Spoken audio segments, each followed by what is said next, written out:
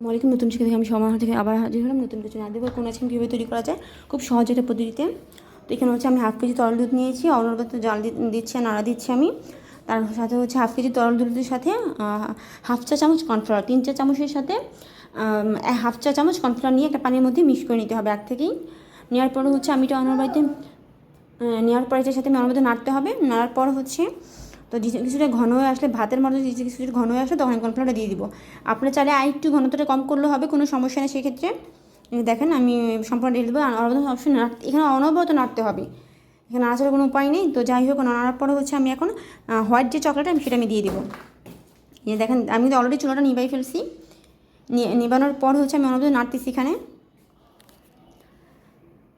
এখন হচ্ছে সম্পূর্ণ ঠান্ডা করবে, একদম আপনি অনবরত নেড়ে একদম ঠান্ডা করে নিতে হবে, অবশ্যই ঠান্ডা হতে হবে। নাড়ার পর হচ্ছে আমি আমার পছন্দ মতো মোল্ডে আমি এটা ঢেলে নিব।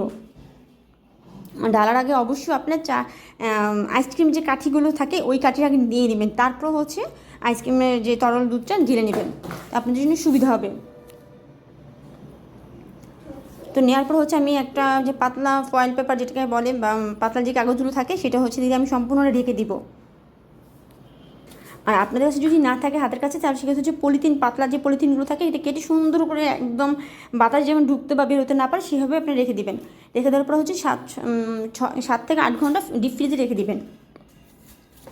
আমি এখন হচ্ছে যে ডার্ক চকলেটটা তো এটা হচ্ছে আমি পানি দিয়ে ঠান্ডা করে নিব। গরম পানির মধ্যে রেখে আমি একদম গলায় নিব, এটাকে সুন্দর করে গলিয়ে নিব। এখানে সম্পূর্ণ কিন্তু ডার্ক চকলেটই দেওয়া হয়েছে, যেহেতু ডার্ক চকলেট একটু আমি আসলে একটু তিতা, যেহেতু তাও আমি এটা যে চেয়েছিল বা এইভাবে করতে চেয়েছি। সম্পূর্ণ এখন ডার্ক চকলেট, কোনো হোয়াইট চকলেট আমি দিই নেই। তো আমি হোয়াইট চকলেট দিয়ে করা যায় আমি সেটাও আমি আপনাদেরকে দেখাবো। এখানে সম্পূর্ণ ডার্ক চকলেটটা দেওয়া হয়েছে। তো দেওয়ার পর আমি এখন আইসক্রিম দিয়ে দেবো এটার মধ্যে। দেখেন কত সুন্দর। এখানে হচ্ছে কাজু বাদাম, পেস্তা বাদাম, চিনা বাদাম সব বাদাম একসাথে মিক্স করে আমি এটা মিশিয়ে নেবো। এখানে কিন্তু ভাজতে হয় না, ডাইরেক্ট আমি দিয়ে ফেলছি। যেগুলো ভাজা সেগুলো ভেজে নিচ্ছি, আর যেগুলো এমনি দেওয়া যায় ওগুলো দিয়ে নিচ্ছি। এখন দেখুন আইসক্রিমটা কত সুন্দর দেখা যাচ্ছে। এখানে হচ্ছে কিন্তু বাদাম ছাড়া বাদাম ওরা দুইটাই আছে। তারপর হচ্ছে এখন দেখেন আমি কিন্তু এখানে দেখেন এটা হচ্ছে কিন্তু আমি ডার্ক চকলেটের সাথে হোয়াইট চকলেটটা বেশি পরিমাণে দিছি, যেহেতু আমি ডার্ক চকলেট আমি ফার্স্টে বলছি যেহেতু একটু তিতা, তো আমি এখানে হোয়াইট চকলেটটা বেশি দিছি। তো আমি এখানে একটু বেশি দিছি।